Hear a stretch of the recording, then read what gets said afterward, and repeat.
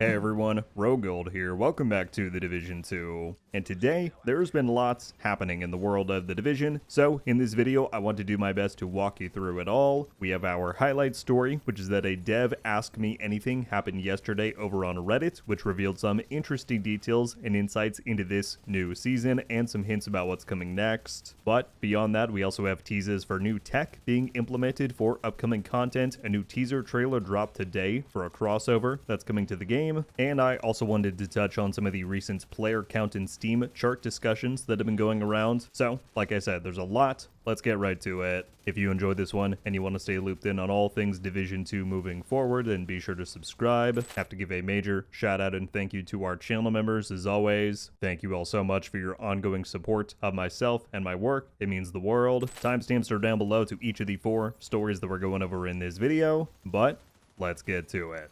So, it was announced earlier this week that on Thursday, June 25th, a developer AMA, or Ask Me Anything, would be taking place on the game's official subreddit. It wasn't quite an anything AMA though, the topics were restricted to PvP and the Dark Zones, and that's because the person taking part in this AMA was Florin, the lead PvP designer who cameoed on this season's launch stream and the dev diary. So I saw questions in there thrown out about like the Central Park DLC, prototype gear. That was just not his realm to comment on. I will link the full AMA below if you want to read through every single question and answer. I browsed through and selected 10 different answers that I felt contained the most relevance and information. So this is going to range from updates on current issues and events to interesting teases for the future. Let's run through these. In this first one here, he confirms that compensation for the server instability issues that we saw with this season's launch should come alongside Year 8 Season 2.1. As of right now, that patch is expected to be coming this Tuesday, June 30th, so that's good to know that that is in the works. Then, we already knew this, but he did confirm that on the topic of Hunter griefing within the PvE Dark Zone, there are updates coming to remedy this very soon. There were questions asked about the stabilization agent component of the PvE DZ, and he explained that while the randomization of finding one was meant to encourage exploration and cooperation, he says, quote, "We missed the mark, and they are investigating ways to make it more predictable and not feel like a chore to get one." On the topic of the toxicity mechanic within the PvE DZ, he admits that it kills the momentum for you to have to leave the zone completely to cleanse it off of yourself. He mentions that internally they've floated ideas like having hunters drop an antidote for your toxicity. I think that would be quite cool, but judging by his wording here, it seems as though they're still investigating this, so it's likely not going to be something that we will see changed in point 1, but hopefully that can come about before too long. Of course, the topic of PvP normalization within the PvE DZ has been a big one, and while he pretty much confirms through this answer and some other ones that it's not something they're going to be removing for this season, he says they do still want the PvE DZ to feel connected to the rest of them. They are looking into giving players, quote, "the freedom to test your build without the restrictions feeling like a barrier to your creativity." So maybe some kind of changes coming there. We'll see. A lot of people wanted to know whether or not the PvE DZ will stick around after this current season concludes, and he said the answer is basically up to us. Do we like it? Do enough people engage with it? He said it's important to continue giving feedback on it throughout the season, as they're going to monitor all of the data behind the scenes. On a similar topic, and I thought this was interesting because he has confirmed that it's not decided yet whether or not this will stay after this season, but he says, "I can't confirm any long-term plans at the moment, but definitely keep playing. There's a lot more incoming that I think you're going to really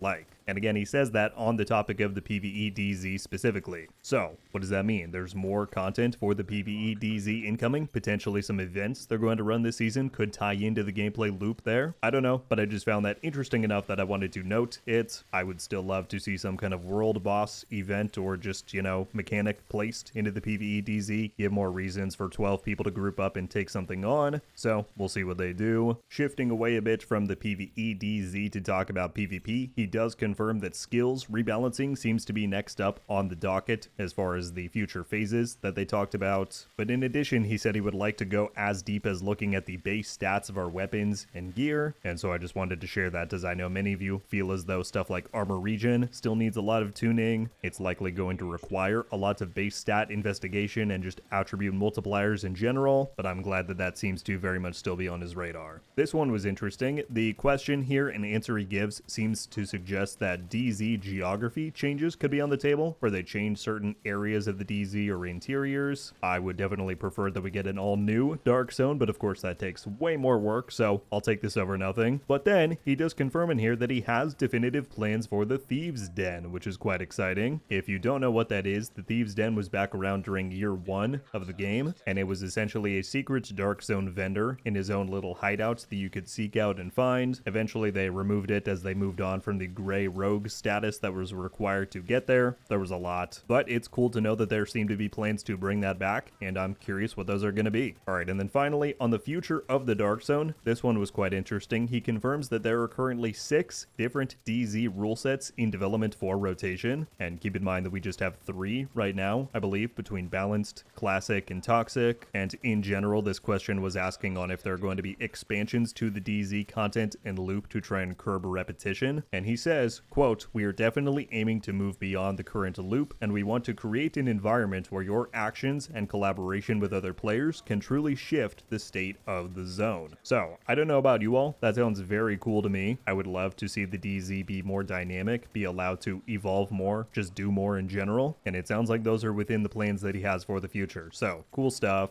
So, there you go. Those were the answers that I picked out that I felt were the most relevant. Again, feel free to read the entire AMA. It's linked down below. I do like that we are seeing the team do these more often. The last one was back in March with the anniversary update. And so yeah, hope to see more moving forward. Alright, now this next story is overall pretty minor, but I did want to include it anyway. That being, we got a tease from the game director that some kind of new tech and innovations will be making their way to the game soon. He first made a post apologizing for being more absent on social media and replying to people than usual, but he quote tweeted that and followed it up by saying, "By the way, for anyone wondering, I was excited in December for new tech, and, well, new tech incoming soon, TM." So, what does that mean? Could be anything, right? He did offer a follow-up comment when somebody asked, does this imply a new mode coming, a new skill? And Alex said, in December, that meant community challenges. Now, it's just new tech, with a wink emoji. So, based on that, I would say do not take his initial comment to mean that something earth-shattering is coming. That said, I do think it's very possible that this could link up to the upcoming summer event. We covered in a recent video my theory on how we may see them implement some kind of new weather tech for that experience. I'll link that down below if you missed it, but your guess is as good as mine at this point. We will have to wait and see. Let me know your theories. It could even be linked to our next story. Let's flip to that now. So, just this morning, the team tweeted out a cryptic teaser about a new crossover that is said to arrive in-game soon. It said, "Something is creeping into DC, a deadly crossover is coming, stay tuned," and it was accompanied by this very brief teaser trailer. Take a look.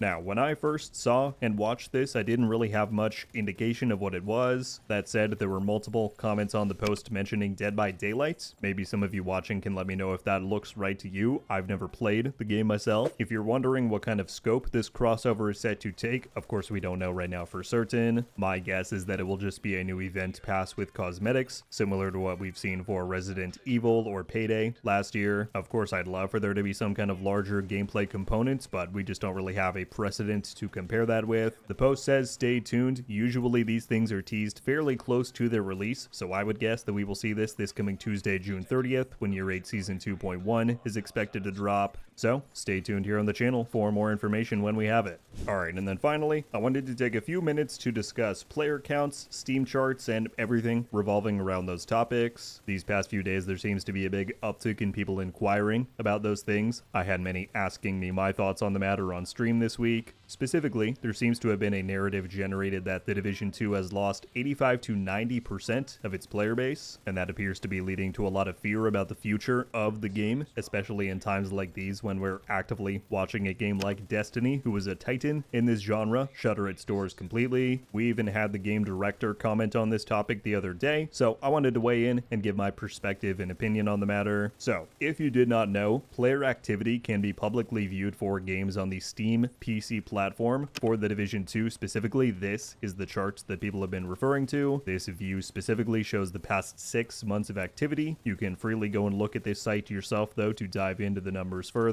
So I've got a number of things I want to say here, but I'll try and keep this from getting too convoluted. The claim is the game has lost 85% of its player base and we're in trouble. And while yes, compared to the huge activity spike that we had in March, roughly 15% of those players remain actively playing on Steam, you can also see that prior to March, we were at where we're about now. And so while that is not a false claim to make, I do think it's a misleading one to state that without clarifying what time period you're talking about or what platforms you're referencing. Again, Steam charts only represent players on Steam. They do not count console activity, for example. And in the Division 2's case, as we've mentioned countless times here on the channel, the game only released on Steam 4 years after its launch. To this day, the majority of PC players play via Ubisoft Connect, so they're not included in these figures. If you don't believe me on that, we know that as of about 1 year ago, Steam accounted for about 3% of the totality of the Division 2's player base. How do we know that? Well, figures were released that for the Battle for Brooklyn DLC launch, that saw over 500,000 daily active users across all platforms, and on that same launch day, Steam peaked at 14,800, so if you crunch the numbers, that is around 3% of those totals. Now, that aside, even though Steam is not representative of that large of a slice of the player base, it is still fair to assume the general player trends on one platform are going to follow the others. Of course, there may be some variability between the different platforms, but overall, peaks are going to be peaks, valleys will be valleys, and so I do not think that it is misguided to assume that in general, much less people are playing now than they were back in March. Why is that? And is that a cause for concern? Well, in my personal view, I think there are 4 big reasons and segments of the audience that drove such a surge of activity in March. The first of those 4 was realism mode, and I think that many active Division 2 players discount the impact that this had. There are lots and lots of people out there who wish the Division was essentially just Ghost Recon with full realism and no RPG, at least on my video on the mode back in March, which was my most popular out of anything that month. You can go and look. There were tons of comments on there, some with well over 1,000 upvotes, basically saying that this is how the game should be, and this would make them actually play it. So did those people contribute to the March surge?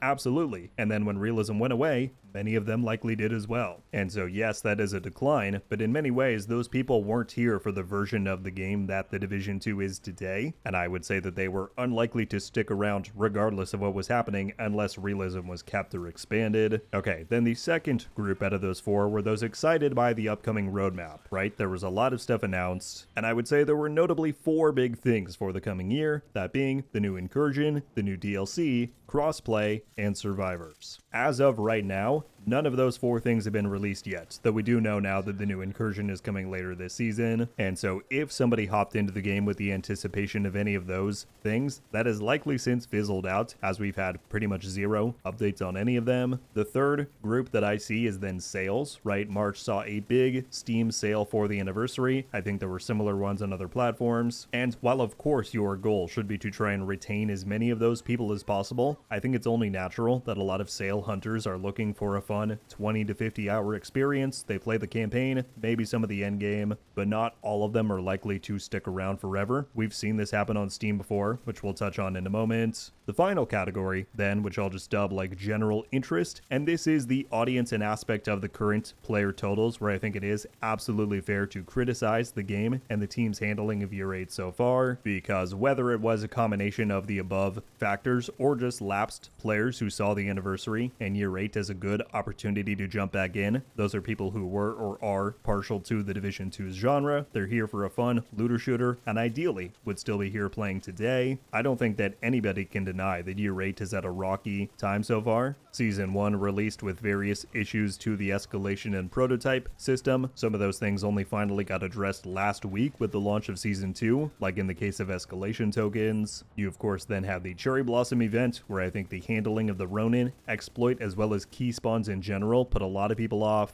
Then recently here with the launch of Season 2, there were mass server instability issues. People have a lot of complaints with how the PvE DZ is structured, some of those going as deep as fundamental design issues like with PvP normalization being active there. And so for that fourth crowd and audience segment, I'm not shocked that you've seen people fall off these past few months, and that is likely contributing to what you're seeing play out on the Steam charts. But again, two things can be true at once. Are less people playing today than back in March? 100%, but the reasons for that I do not believe are black and white. I mentioned that we've seen this trend before. If you look back to early 2023, there were honestly very similar conditions to what we saw earlier this year. There was a big sale on Steam, and that came right alongside big Division news as we got Division Day. That was where they announced the Year 5 roadmap, including a new incursion, the Brooklyn DLC. There was also just general franchise buzz about Heartland, Rest in Peace, and Resurgence. And so, right in that time, you saw Steam numbers shoot up to nearly 15,000, but then 2 months later, they were down 70% to 4K. And to be clear, that's not to excuse anything or say that the game couldn't be doing better things to retain players,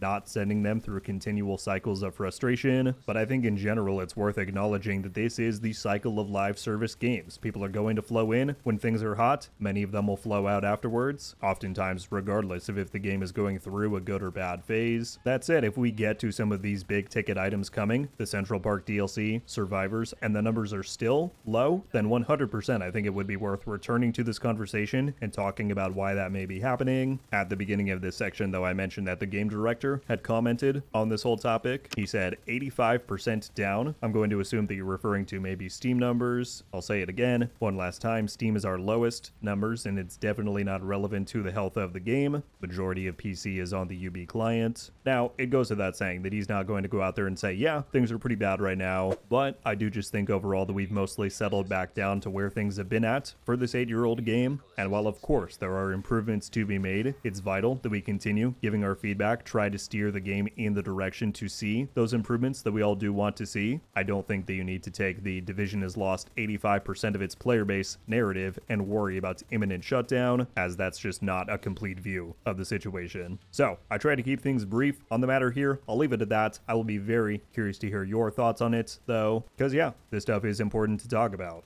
Well, there you have it, everybody. That is the news. Those are your topics for the day. Of course, not only on the player count topic that we just covered, but on anything that we talked about today, including the AMA. I would love to hear your thoughts on what we went over. How are you viewing this current season? How are you viewing about where we're heading next? Let me know. I'll read through them all. That's going to do it for me on this one, though. Thank you all so much for coming by and watching. And until I see you next, RogueGold.